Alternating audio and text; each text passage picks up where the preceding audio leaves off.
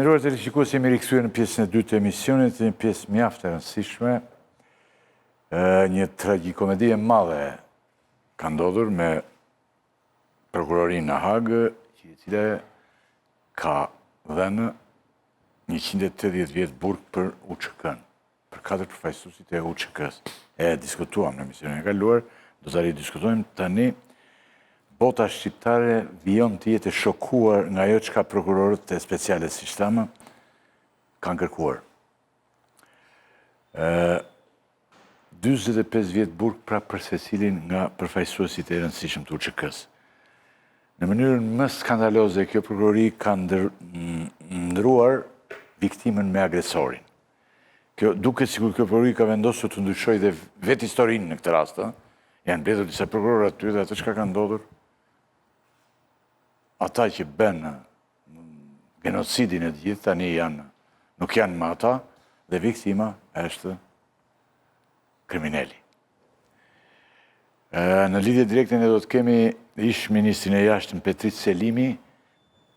Mirëmbrëma, zoti Selimi, faleminderit shumë që na ndihmoni në këtë vonë. Të prezantoj 2 minuta të ftuarit e mi dhe do hyjmë menjëherë bashkë. Andi Bushati do të jetë në lidhje. Ndihmoni, ai ishte njëri i rregullt shumë Bushati, nuk është se bën gabime, por ndihmoni që të lidhet dhe ai. Po ndoshta pasi të mbarojmë me Pres Zoga, Mentor Nazarko, Indrit Vokshi dhe Pano Soko, vijon të jetë dhe faleminderit shumë. Atëherë, zoti Selimi, prokuroria ka kërkuar 180 vjet burg për ish krerët e UÇK-s. Si e keni përcjell këtë ngjarje dhe duam të na thoni çfarë ju mendoni për. Shikoni, unë kam shikuar dje ashtu dhe sot të gjithën deklaratat e mbrojtjes, po fjalimet përfundimtare të avokatëve identitarë, kryetari Veseli, pastaj avokati i ish-kryetarët e Kupratiki, dhe nesër vazhdojnë avokatët e zotit që ishte ish-deputet. Po ashtu, javën e kaluar, të javës prokurorin me fjalën përmbyllëse, me deklaratë përmbyllëse që ishte shumë voluminoze, dhe ishin 3 momente apo 3 pika të cilat ndoshta do t'i theksoja për të treguar, për të përshfaqur se çfarë gabimi, çfarë ofendimi, çfarë politike jashtëzakonisht e gabuar ka marrë prokuroria në këtë nishin e kësaj këtij gjykimi 5 vjeçar, i cili i kaloi edhe rekordet njerëzore, por edhe standardet e drejtave të njeriut dhe standardet e gjykimit. Së pari, prokurorët vendosin të injorojnë komplet dëshmitë madhore që u dha nga mbrojtja, pra nga ish generali apo komandanti suprem i forcave aleate në Evropë, generali Wesley Clark, ish asistent sekretari i shtetit James Rubin, ish asistent sekretari i shtetit dhe ambasadori Chris Hill, ish zëvendëshefi i Kombeve të Bashkuara në Prishtinë, unë miku këtu Gjokovi, diplomat britanez, profesor amerikan, pra të gjithë me dekada eksperiencë në Kosovë, në Bosnë, në Ballkan, duke quajtur ata si të pa informuar dhe të parashutuar, bile u shpërdor një shprehje, të cilët kanë qenë të mashtruar nga presidenti Thaçi, i cili ta mbaj mend në atë kohë kishte 28 vjet. E dyta, prokuroria në një deklaratë apo në një paragraf ka thënë që UÇK-ja pavarësinë e Kosovës e ka përdorur vetëm mjet për të fituar kontroll të dhunshëm mbi Kosovën. Pra, kjo ishte një deklaratë e cila për një gjykatë e cila nominalisht pohon apo është ndërtuar mbi gjykatën e Kushtetutën e Kosovës dhe ligjet e Kosovës, pra është formuar nga Kuvendi i Republikës së Kosovës.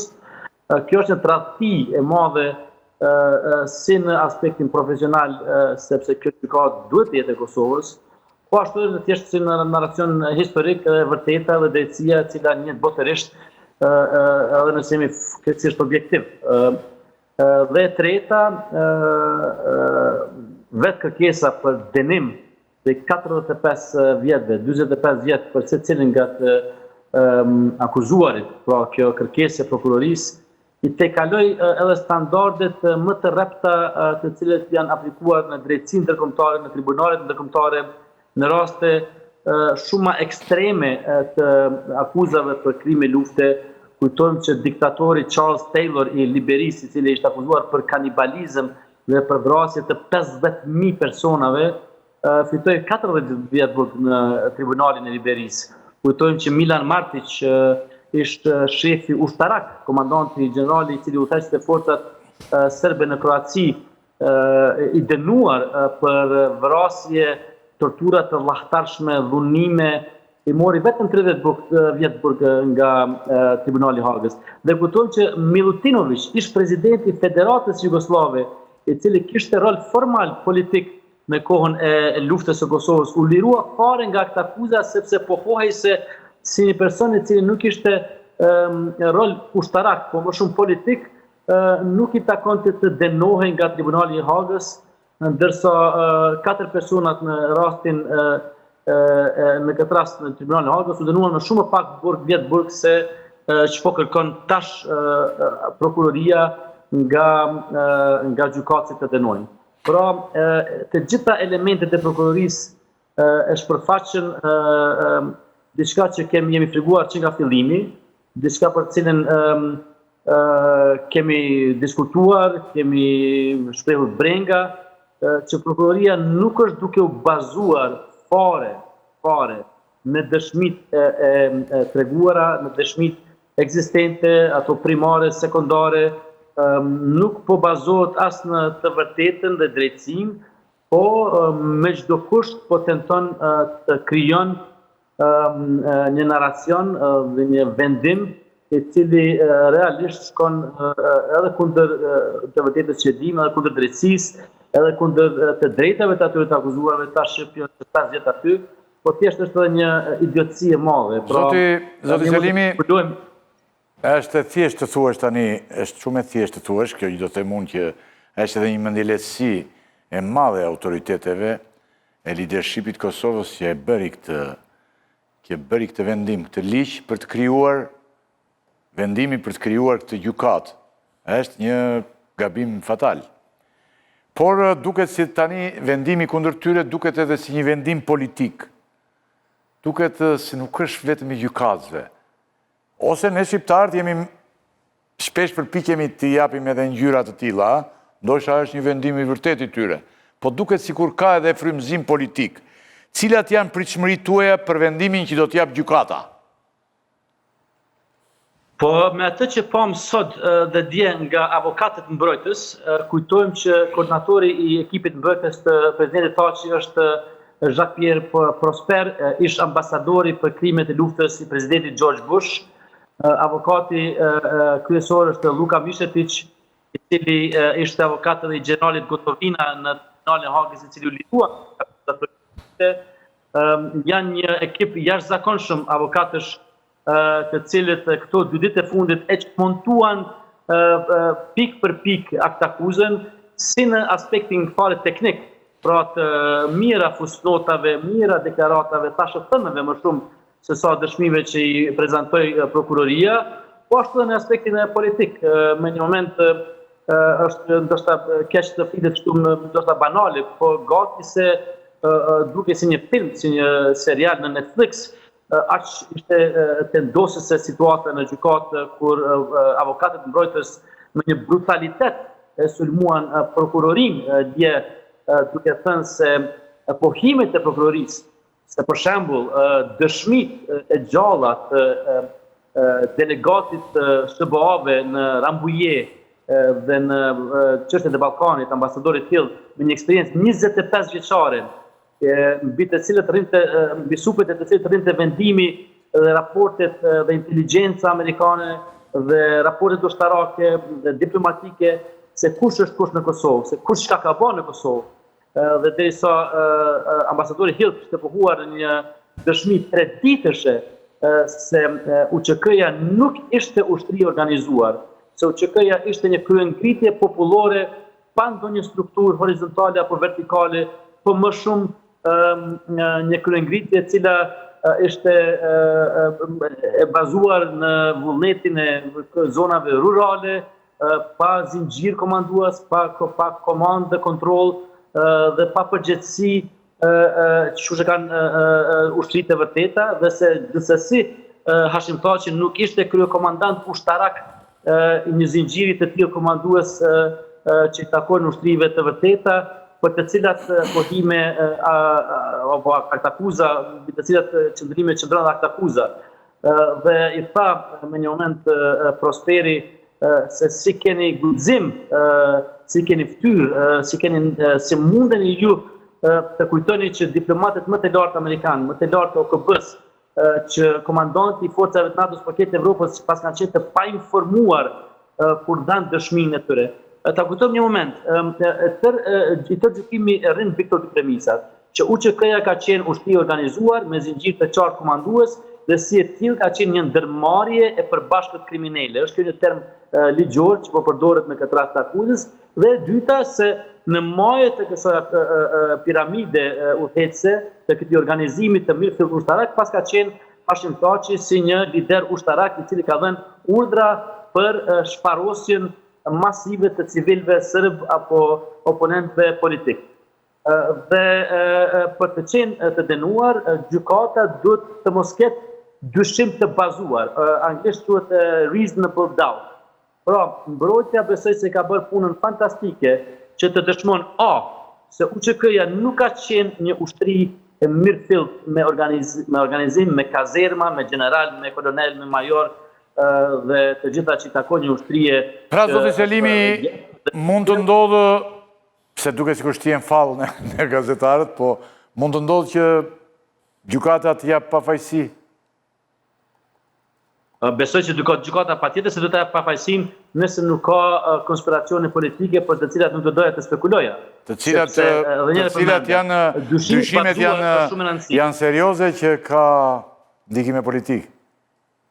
Janë serioze. Veç fakti që zoti Thaçi, presidenti Thaçi, aktakuza ndaj tij u shpall derisa ishte në aeroplan me fluturimin Prishtinë-Vjenë-Washington për të takuar me presidentin Trump për marrëveshjen e Washingtonit me presidentin Vučić të Serbisë.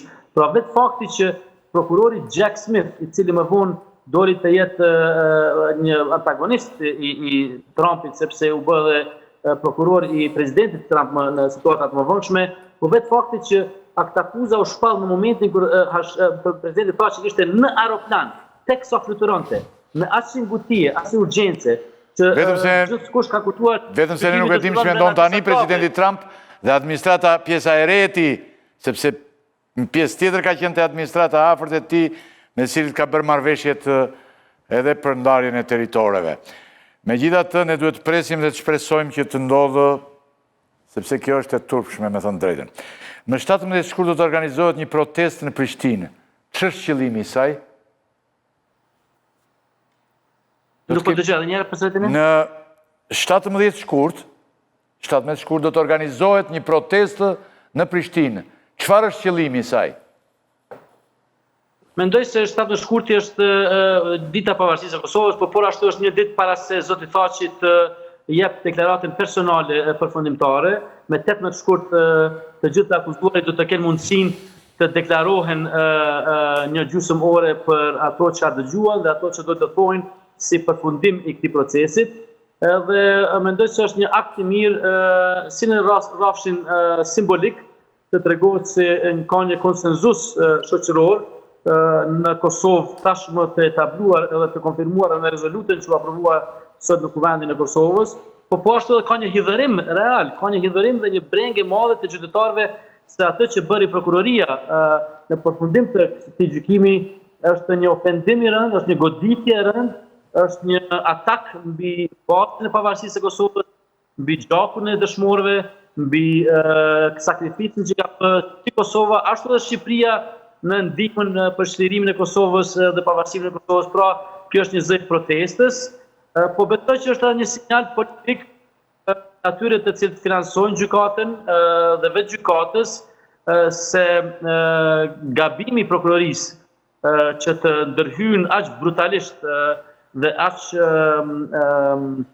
me një akt akuz dhe me një përfundim i cili ishte jashtëzakonisht ofendues për njerëz në Kosovë, mendoj se është sinjal dhe shenjë e mirë në përmbyllje të këtij procesit.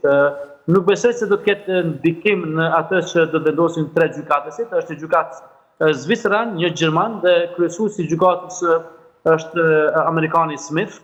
Po ne shpresojmë se së paku qendrat perëndimore do të kenë vëmendje dhe do të shohin se si në Tiranë u arrit një konsenzus politik midis socialistëve dhe demokratëve në rezolutin e sotme, po ashtu edhe në Prishtinë dhe në këtë peizazh politik mbar shqiptar, të gjithë jemi duke shikuar me vëmendje se çka po ndodh në Hagë. Nëse gjykata e Hagës ka kujtuar apo gjykata speciale se do të shkon ky proces pa ndonjë vëmendje, pa ndonjë hidhërim, pa ndonjë brengosje dhe se ne kemi harruar rolin e zotit Thaçit dhe të tjerëve, është mashtruar thellë dhe besoj se protesta e 17 shkurtit do të jetë edhe një dëshmi e radhës e vëmendjes së madhe që ka ky gjykim në Kosovë. Edhe me Bushatin përpiqet regjia të krijojë lidhje me Andi Bushatin dhe ndërkohë nëse ka pyetje për zotin Selimi. Zoti Selimi, mirëmbrëma. Mirëmbrëma Bushati? Po, pyetje. Po, mirëmbrëma. Pyetja për zotin Selimi është kjo. Në rrethanat në cilat është procesi sot, pra pasi ka folur prokuroria, madje ka folur dhe ajo përfaqësuesi viktimave, që ishte një moment që kaloi jashtë vëmendjes tonë, në kushtet kur gjykata deri më tani është treguar bashkëpunuese me prokurorinë. Ju keni vënë re për këto kërkesat për lirim të parakohshëm, për qëndrim me arrest shtëpiak, pra ka qenë bashkëpunuese, ka pranuar çdo kërkesë të prokurorisë. Çfarë janë zgjidhjet ligjore, kushtetuese, diplomatike në rast se gjykata do të reflektonte qasje të ashpër si kjo e prokurorisë? Çfarë mendoni, cilat janë zgjidhjet? Dhe e para, e dyta, që lidhet specifikisht me protestat, mos vallë protestat mund bëjnë efekt kundërt, pra gjyqtarët ta marrin këtë si një përpjekje për të ndikuar, si presion për të ndikuar mbi ta. Okej, mund ndikohet diplomacia e bashkimit, diplomacia europiane, mund ndikohet diplomacia amerikane, por gjyqtarët që kanë ato logjikën e tyre sektoriale, ndoshta mund ta marrin si presion. Pra këto ishin dy pyetjet e mia. Për pyetjen e parë, duhet të kem pak kujdes. Ka shërbyer diplomaci shumë vjet, mentor kem bashkëpunuar më herët dhe nuk do të doja të spekuloja për hapat të cilët qoftë gjora apo kushtetues të cilët do të mund të mirëshin në rast se ky proces përfundon në të kundërtën e drejtës, në të kundërtën e drejtësisë dhe të kalon ato që u përpiq të bënë mbrojtja. Prandaj thjesht po refuzoj të besoj se gjykatësit do të guxojnë jo për shkak të ndonjë presioni, jo për shkak politikës, po për shkak të fuqisë së dëshmive që u ofruan nga kryesisht dëshmitarët ndërkombëtar, me një kredibilitet jashtëzakonisht të lartë, me një karrierë shumë të pasur, po thjesht mungesën e dëshmive relevante të prokurorisë. Pra thjesht po refuzoj të mendoj se gjykata do të bëjë ndonjë veprim që pastaj do të krijonte ndonjë proces eskalues të mëdhëtjeshëm. Kështu në përgjithësi teoretikisht ata të cilët potencialisht mund të dënohen i kanë disa rrugë përpara, natyrisht apeli është i pari, dhomat e posaçme kanë edhe dhomat e apelit nënda, pastaj kanë dhomën supreme dhe dhomën e gjykatës kushtetuese. Fatkeqësisht Kosova nuk u bë anëtare e Këshillit të Evropës vitin e kaluar, përkundër përpjekjeve të shumta dhe votës pozitive të Asamblesë Parlamentare, sepse ky element është rëndësishëm, po të ishin bërë anëtar të Këshillit të Evropës, edhe një hap i mëdhëtjeshëm do të ekzistonte te gjykata evropiane e drejtave të njerëzit, e cila në këtë rast do të ishte mbi gjykatat e përthemeluara nga Kosova, po ky hap nuk është momentalisht disponibël për ata në Hagë, ndërsa sa përket protestave është pyetje e mirë se protestat a krijojnë më shumë dëm se sa krijojnë ndonjë benefit, po unë besoj se të kaloj gjykimin në heshtje, të kaloj gjykimin për asnjë zë, nuk është fer dhe nuk është shenjë që neve po brengosemi, po mendojmë dhe jemi të preokupuar me atë që po ndodh në Hagë. Mbani mend se kur Kroacia ka pasur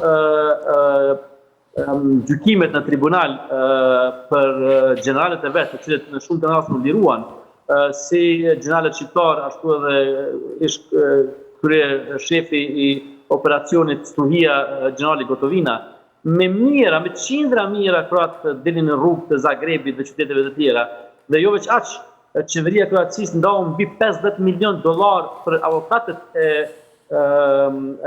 generalit Gotovina, I cili u dënua në shkallën e parë, pastaj u lirua në apel.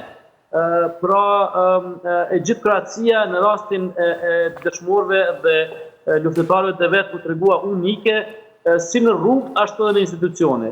Fatkeqësisht ne këto 4 vjet e fundit kemi pasur një përkrahje të mangët nga qeveria Kurti për financimin e mbrojtjes, dhe kjo mbetet një njollë e madhe qeverisë së kaluar, po shpresoj se me rezolutën e sotme të Kuvendit të Kosovës dhe me një potencialisht me një mirëkuptim që u arrit dhe hidhërim de facto nga qytetarët e Kosovës dhe nga partitë me paraqitjen e prokurorisë në fund, se do të arrihet një pajtim mbar kombëtar se të dënuarit apo të akuzuarit në Hagë janë herojë të Kosovës, janë bashkëthemelues të Republikës së Kosovës, bashkëthemelues të UÇK-s dhe bashkëpjesëmarrës të krijimit të historisë moderne të Kosovës dhe Shqipërisë.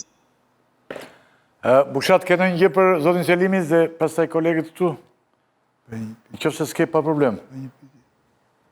Jo, nuk kam një gjë deri tani, jam okay me pjesën më të madhe që thotë. Po, okej. Isha një pyetje, kemi... Një pyetje të zotit Zogaj? Pyetje mirëmbrëma. Kemi dëgjuar dhe këtu me shumë interes dëshmi që ka dhënë ish ambasadori Hill, ish dhe dhënë si... Ngrije pak zërin sepse nuk po dëgjon. Kemi dëgjuar me shumë interes në Shqipëri dëshmi që kanë dhënë ish ambasadori Hill. Dhe në pjesë nuk dëgjoj fare. Nuk dëgjon. Pre që e ke zërin shumë të ullë. I ka poshtë edhe, duhet të çuçi. E ke poshtë. E ke dhe poshtë edhe këtë. Atëre...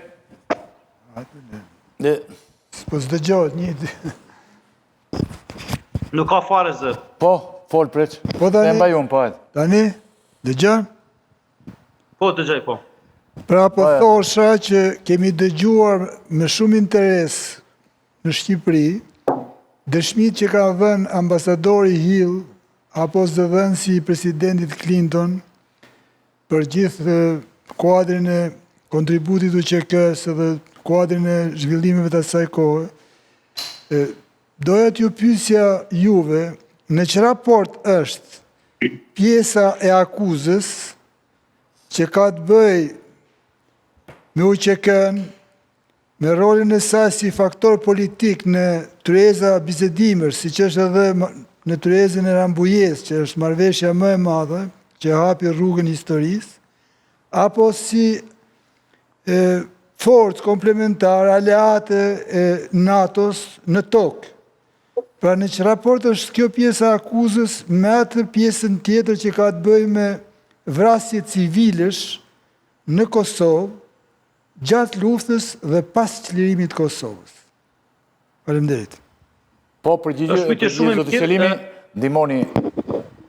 Po, është pyetje shumë e mirë sepse askush nga mbrojtja nuk është duke mohuar se në luftën e Kosovës edhe ka mund të ketë situata apo incidente apo krime individuale, të cilët qoftë në rastje të hakmarrjes, qoftë në rastje të kriminalitetit të thjeshtë, aty këtu edhe ndonjë konflikti familjar apo thjesht banal fshataresk I cili në kohë të luftës ka mund të eskalon edhe në vrasje, sepse në terrin dhe në mjekullin e luftës ndodhin gjëra, por pra nuk ka qenë pohimi I mbrojtjes se nuk ka pasur fare krime. Por aktakuza, prokuroria insiston që kjo ka qenë një ndërmarrje për bashkët kriminale, pra e organizuar për krime kundër njerëzimit, që nënkupton një krim masiv kundër popullatës civile të organizuar sistematikisht për shparosje njerëzish. Pra, po të kishte qenë akt akuza për krime individuale në një fshat këtu apo në një fshat atje, dhe po të akuzoheshin ata të cilët personalisht kanë marrë pjesë në vrasje të tilla, do të ishte një muhabet tjetër. Por në këtë rast presidenti tha që është paditur, po akuza ndaj tij është përgjegjësi komanduese. Pra, se ka pasur ndërmarrje të përbashkët kriminale dhe se zoti Thaçi pas ka qenë jo përfaqësues politik i UÇK-s, po ka qenë krye komandant ushtarak i cili ka dhënë urdhra për krime kundër njerëzimit. Pra, jo vetëm krime individuale në raste individuale të krimeve, por në një operacion shumë të gjerë, qoftë koncept ligjor, ashtu edhe si veprim në teren. Pra, ndërsa natyrisht që mbrojtja thotë që zoti Thaçi ka qenë përfaqësues ushtarak, si politik, dhe një nga dëshmitë që dha zoti Hill dhe të tjerët se nuk ka pasur zinxhir të mirëfillt komandues ishte natyrisht Rambujeja, ku një pjesë e komandantëve që nuk u pajtuan fare që të ndërkohen marrëveshje. Pastaj ishte edhe çështja e demilitarizimit në 99-ën, ku shumë nga komandantët as nuk donin të demilitarizoheshin.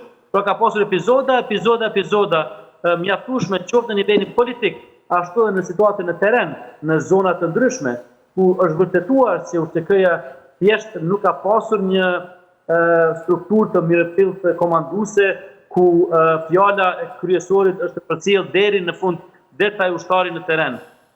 Ne të gjithë, ju e dini më shumë se unë, se ju një të gjithë gazetar me eksperiencë dhe kujtime të gjalla nga kushta 99-s, dhe ne e dim eksakt historinë e vërtetë të luftës, të situatave, të marrëdhënieve dhe të mungesës së qartë të një organizimi. Dhe që është ironike këtu, nëse mbani mend në 99-ën, ishte NATO dhe aleatët të cilët kërkonin që UÇK-ja të organizojë më mirë edhe të jetë si më e kontrolluar, të ketë një strukturë komanduese, dhe fare në fund të luftës u arrit nga pak të krijohej edhe mendimin e oficerëve nga Shqipëria, edhe mendimin e aleatëve, një strukturë e cila krejtësisht fare në luftë, në fund të luftës edhe arriti ca suksesi në teren, por në përgjithësi akt akuza nuk do të bëjë me krime individuale.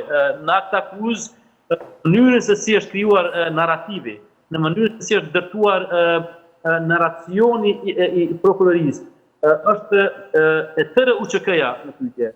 Domethënë është e tërë lufta qeveritare në pyetje dhe Hashim Thaçi konsiderohet si krye fajtori, si 28 vjeçar i një organizimi të vllahtarshëm për krime kundër njerëzimit dhe mashtrues i perëndimit. Faleminderit. Kemi ndonjë tjetër për nuk kemi. Zoti Selimi, unë të falenderoj shumë për ndihmën që dhatë në emisionin tonë për mbrëmjen e sotme. Ne do të takohemi përsëri.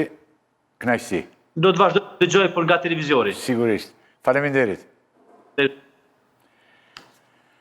Një pyetje për analistët për para se ti ikim këti, unë e shkëputa e vërë si një intermezzo. Këtë pjesë preç në mesë, me thënë, midis dy pjesëve që ne kemi, që themi hallet dhe punët tona të përditshme, këtu. Atëre, për analistët, mentori ka bërë se ishte dhe në kaluar, një koment për atë që ka ndodhur me gjykatën speciale Bushat. Po, unë gjova deri tani Petritin dhe bie dakord me pjesën më të madhe të gjërave që tha. Po them që ky gjykim që po bëhet në Hag, mund të na vlej për të nxjerrë pa konkluzione për veten tonë. Në ç'kuptim? kuptim? Në kuptimin që në Kosovë, kryesisht, por dhe në Shqipëri, në Kosovë të paktën prej 5 vjetësh ka një debat thelbësor politik. Duhet ndërmarrë veprimet e qeverisë Kosovës në raportim me ndërkombëtarët, apo duhet marrë në partneritet dhe shpeshherë duke mos i dëgjuar. Problemi si u bë gjykata e Hagës, Hashim Thaçi e Veseli që e votuan vetë, Edi Rama që mori avionin për t'ju thënë liderëve kosovar votojnë të zbën të gjykatë politike, çfarë na tregon?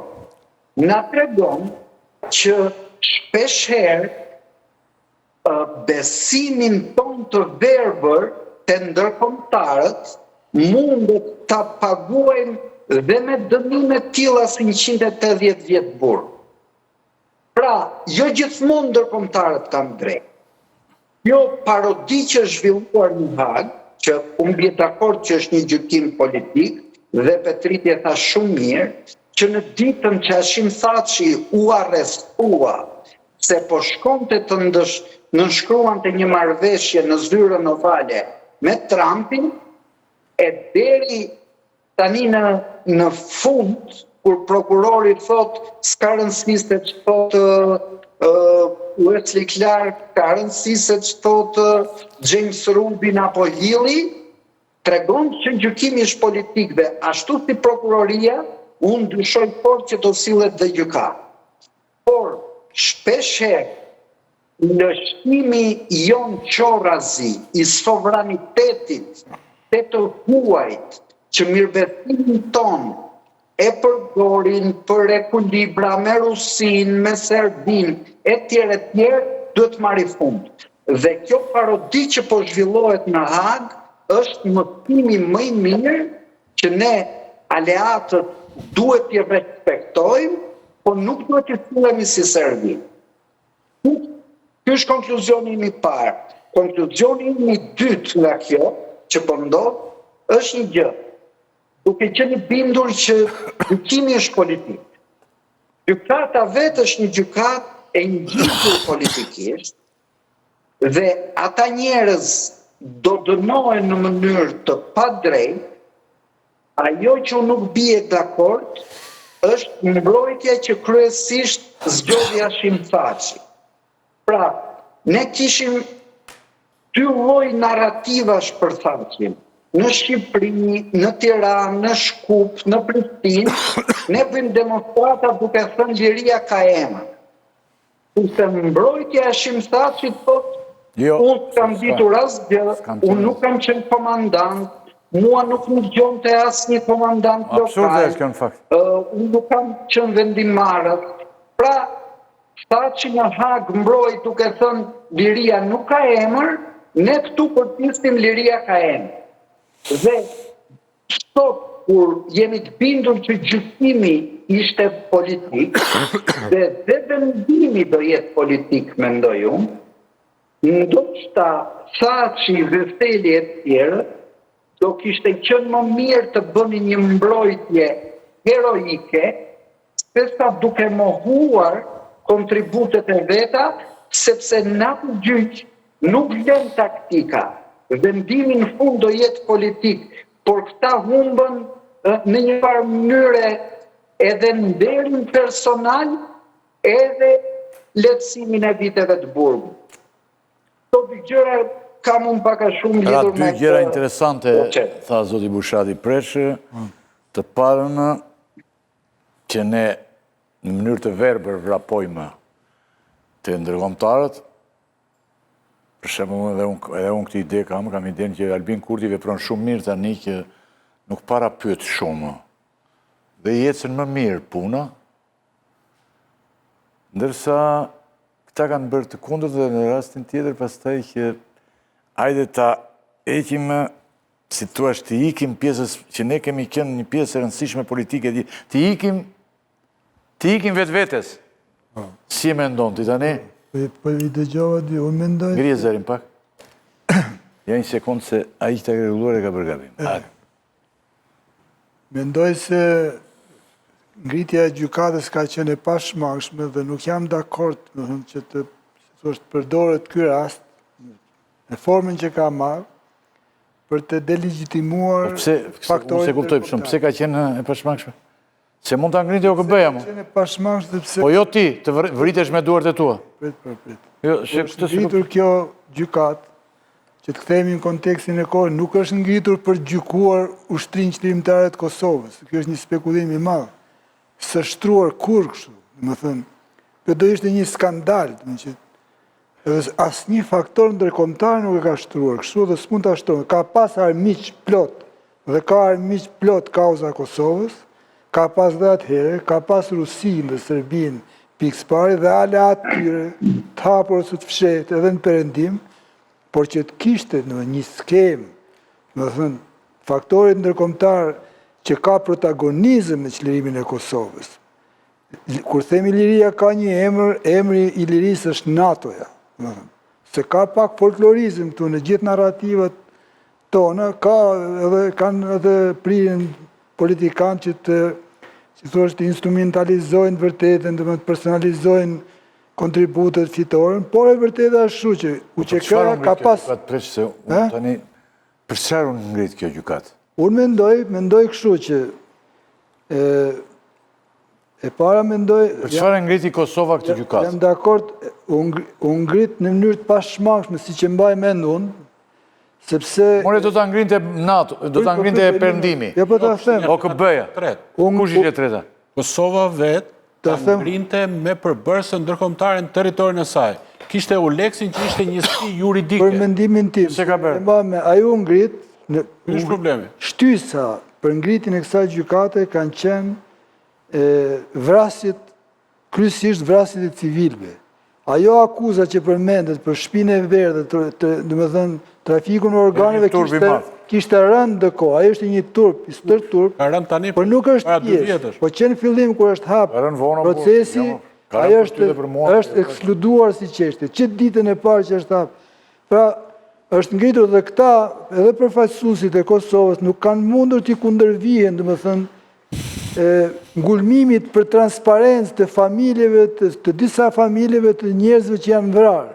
Për arsye politike, për hakmarrje, Petriti shpjegoi ka një mori arsyesh, por ata kanë pas vështirë dhe ka qarkulluar në atë kohë një opinion që vetë Kosova së bën do të gjykatë sepse dëshmitarët janë të trembur. Po referoj narrativin e kohës. Pra kanë pas frikë, familjet, njerëzit, dëshmitarët të dëshmojnë, ka pas dhe informacione që dëshmitarët të ndryshëm janë zhdukur. Dhe kjo është arsye kryesore. S'ka dëshmitar fare tani. Ata që janë ndjerë pa fajshëm e kanë votuar këte.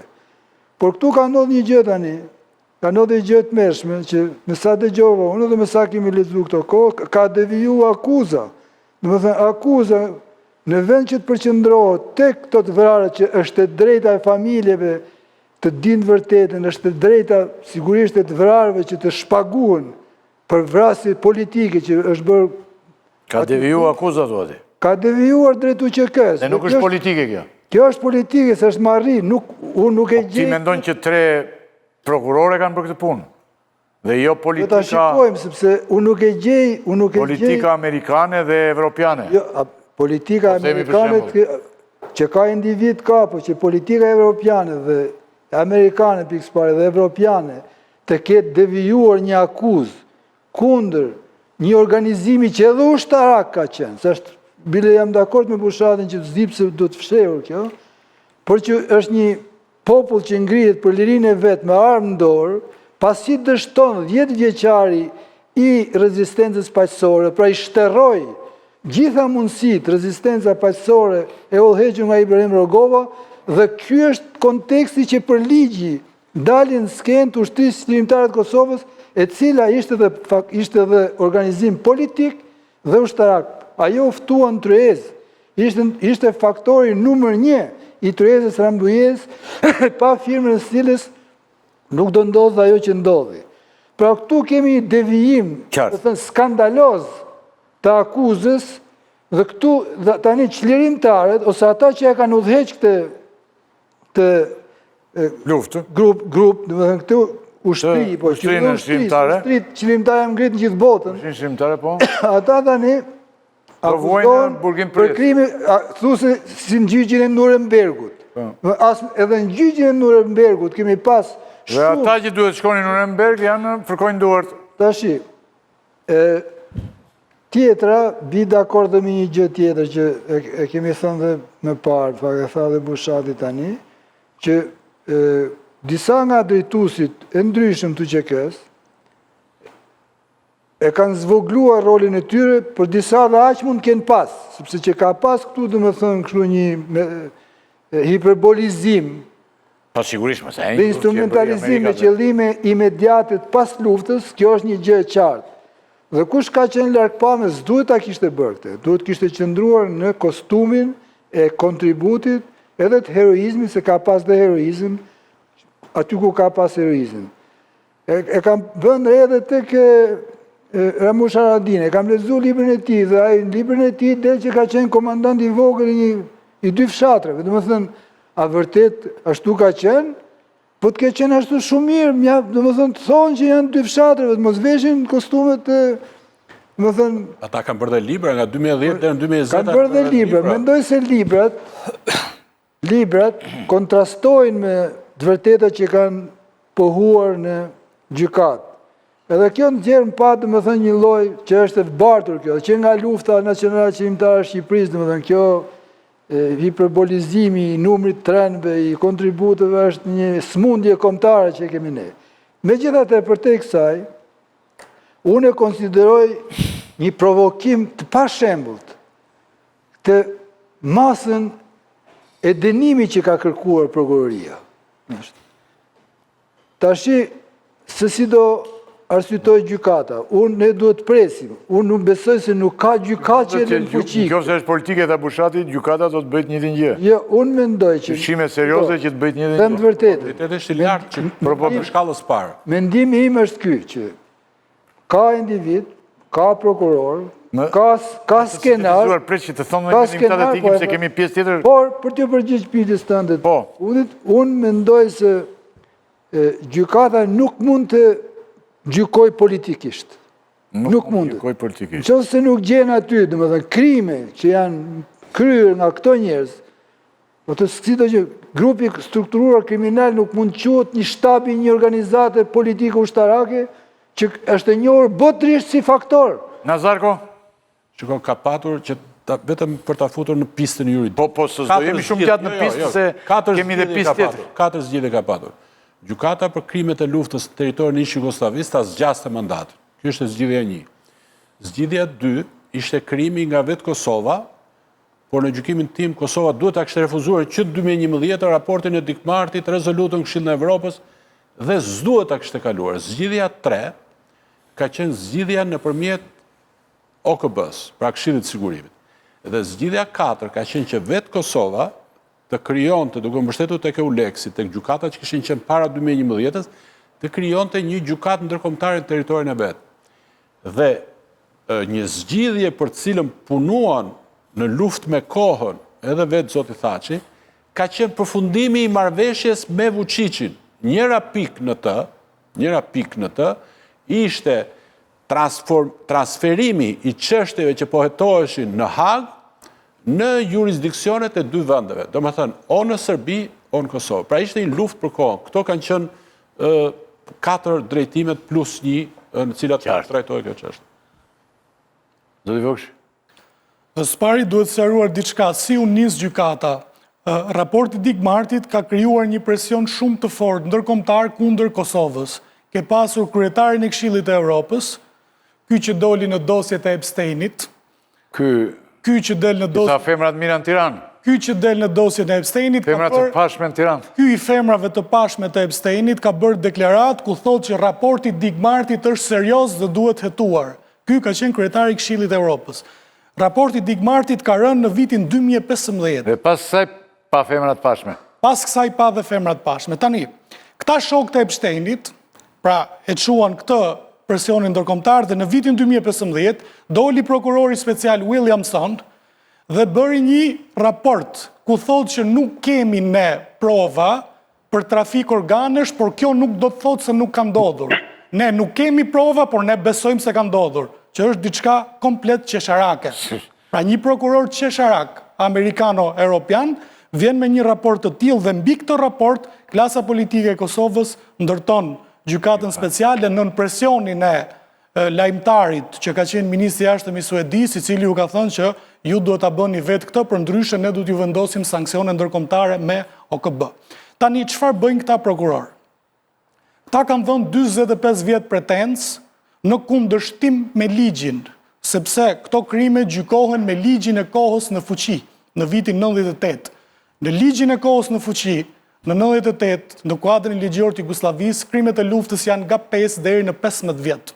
Dhe këta prokuror, duke u treguar komplet cinik, qesharak dhe të papërgjegjshëm, shkojnë dhe bëjnë politik me shifrën e dënimit dhe thonë 45 vjet. Ku del kjo? Kjo nuk përputhet as me legjislacionin e sotëm të Kosovës dhe as me legjislacionin e atëhershëm i cili duhet aplikohet, sepse legjislacioni aplikohet si legjislacioni kohës kur ka ndodhur vepra penale ose pretendohet se ka ndodhur. Po ku e kanë gjetur? E kanë gjetur në cinizmin e tyre dhe në presionin e tyre kundër shqiptarëve dhe kundër UÇK-s për dalë dhe për të bërë politik me shifrën e vendimit. Pra, ta thash dhe një herë, këta janë shokët e Epsteinit, të cilët marrin përsipër,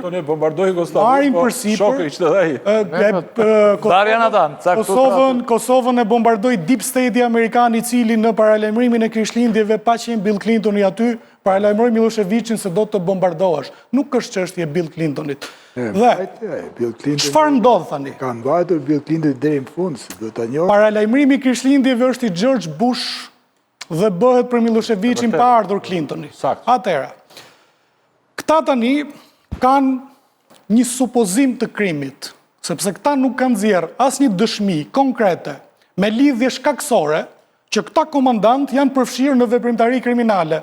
Sepse çfarë ndodh? Nëse këta do bënin veprimtari kriminale si grupi strukturuar, me këtë do e bënin këta? Do e bënin me Sami Lushtakun, Ramush Haradinaj, Bislim Zyrapin, Fatmir Limaj, Rustem Mustafën, Agim Çekun dhe Rahman Ramën. Këta kanë qenë komandantët e zonave. Nëse ti bën krim në mënyrë të strukturuar, duhet ta bësh me komandantët e zonave, pra me kuadrin komandues. Këta komandantët e zonave që përmenda unë, Fatmir Limaj ka dalë i pafajshëm në Hag, Ramush Haradinaj ka dalë i pafajshëm dhe të tjerët nuk kanë shkuar për të gjykuar në Hag. Pra si mundet grupi komandues të kryer krime pa strukturën e komandantëve të zonave të cilët dalin të pafajshëm. Dhe në këtë moment politik, populli i Kosovës duhet të dalë në shesh kundër këtyre palaçove ndërkombëtar, të cilët mendojnë se mund bëjnë politik me shifra dënimesh me luftën e një populli. Dhe nuk jam dakord me këtë që Hashim Thaçi ishte naiv. Hashim Thaçi dhe gjithë të tjerë u prenë në besë nga këta që quhen partner ndërkombëtar, sepse ju thatë të bëjmë një gjykatë e cila do të merret me krimet e supozuara të Digmartit, do të merret me vrasjet politike dhe ata në një akt patriotik dhe të përgjegjshëm për t'i hequr njollën Kosovës, sepse çfarë do të ndodhte nëse Hashim Thaçi thoshte nuk pranojmë ne gjykatë ndërkombëtare. Do t'i vendoste shtetit të Kosovës njollën e një shteti i cili nuk pranon të Ka qenë argumenti që ka përdorur. Hashim Thaçi ka bërë veprim të përgjegjshëm. Këta çfarë kanë bërë aty? I kanë quar për raste konkrete dhe tani u kanë ngritur një fabul të një grupi strukturuar kriminal. Si mund ta dënosh tjetrin mbi supozimin e një fabule pa asgjë konkrete? Çfarë ju thonë? Nuk kemi ne lidhje shkaksore të drejt për drejta tuajat me krimet në fjalë, por ne supozojmë se duke qenë ju krerë të lartë të UÇK-s, ju duhet ta kishit ditur. Vetëm një mendim se cili dhe... Pra, ju thuhet atyre, ju duhet ta kishit ditur si janë bërë krime. Nuk munden ta dinë ata se kush bën krime në Istog, në Mitrovicë, në vend tjetër, për arsye banale. Pra kjo është kot dhe është një lloj hakmarrje që bëhet klasës politike të Kosovës nga grupet të shërbimeve ndërkombëtare. Vetëm gjë që doja të thoja është që në datë 17 të gjithë të protestojmë. Duhet të jenë në protestë sepse kjo në fakt, ky 45 vjeçi nuk është për Hashim Thaçi. As kjo që po ndodh nuk është për ata katër që janë aty. Kjo është një vrag që po i lihet fytyrës së re të Kosovës.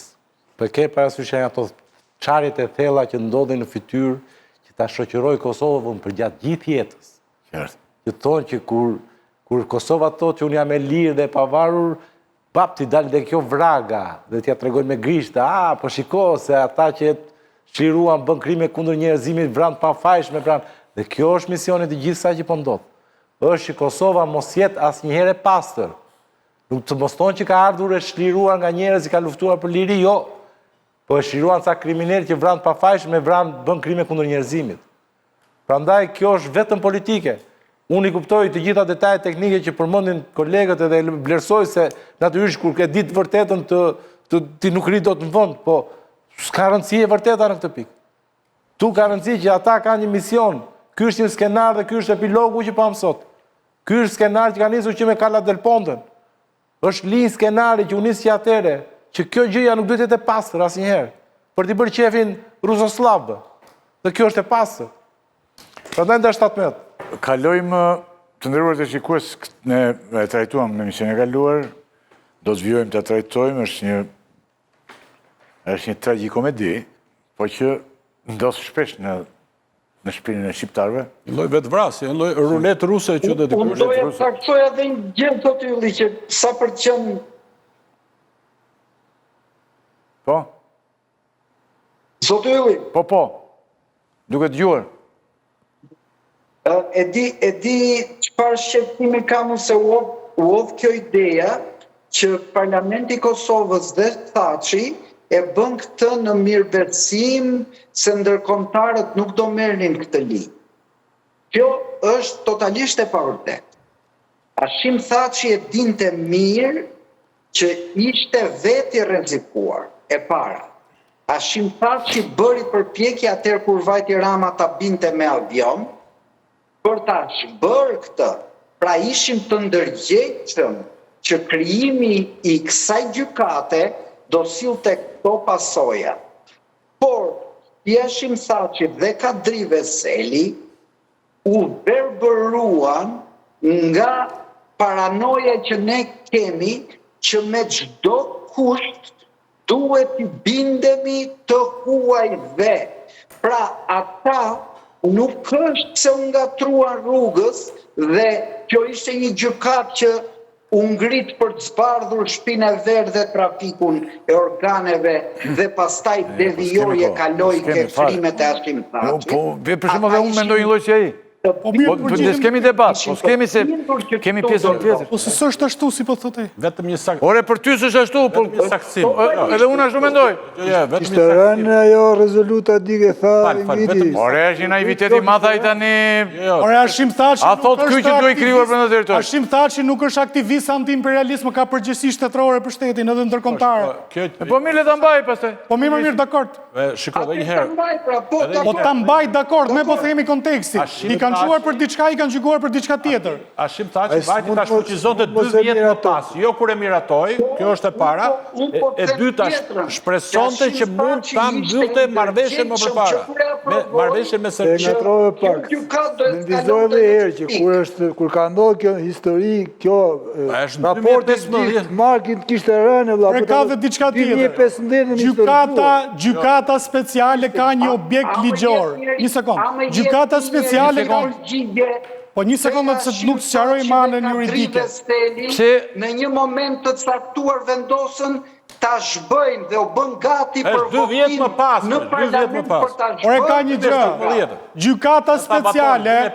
Gjykata speciale ka një objekt ligjor që do të thotë 1 janar 98, 30 dhjetor 2000.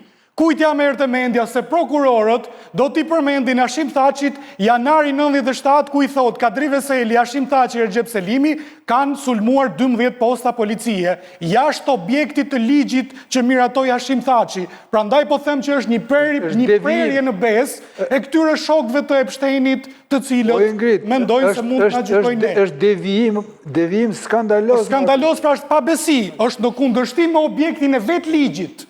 Hashim Thaçi ka miratuar një ligj tjetër, këta dalin për 97-ën, që 97-a nuk është objekt gjykimi. Këta e kalon gjykata, por ajo që duhet thënë se përpjekja për ta zhbërë gjykatën është 3 vjet më pas. E para, e dyta, për ata që thotë Preçi, raporti Dikmartit është në themel të krijimit të kësaj gjykate. Po shikoni ligjin, është në faqe kur hap kjo gjykatë. Lutem, shko shiko faqen gjykatës. Dhe në fund, kjo gjykat është themeluar mbi bazën e një ndryshimit kushtetutës Kosovës. Pra nuk parashikohet as falje presidentës që ta dini. Pra është një ligj, një legjislacion i cili te kalon kuadrin kushtetutës Kosovës. Është e tham në një emision përpara që është trup special, është spaku. Jemi në fund të kësaj pjese. Ne do të presim, kërë është një proces tani, se cili mendon si pas, si që mendon, do me thënë, unë për këtë punë e kam cilë që të diversitetit jetë i plotet gjitha, por, që një gjithë që kemë bërë ne, por që kërë është edhe një akt, si pas meje, naiv i lartë, është pa diskutim, se dhe mund mos kryoj. Kur të vjen tjetri të të vrasë, ti e pranon, të vi për balë ose e vret ose të vret, po jo ti të vetë vritesh, kjo është një vetë vrasë. Dhe vetë vrasje të me thënë, ti ke përgjithësi. është dhe naivitet, është dhe të mos e, jo po e mbylla. Nuk ndërtuan në Francë gjatë luftës së dytë një gjykat për gjykuar krimet që bën francezët kur i pushtuan gjermanët. Pse se bën serbët këtë? Pse s'menduan serbët që mund të bëjë kjo? Ose pse si vunë serbët? Pse s'vunë Serbinën në presion për këtë gjë? Fare shkurt publicitet sa të ndrojnë videot dhe kalojmë te pjesa e tretë.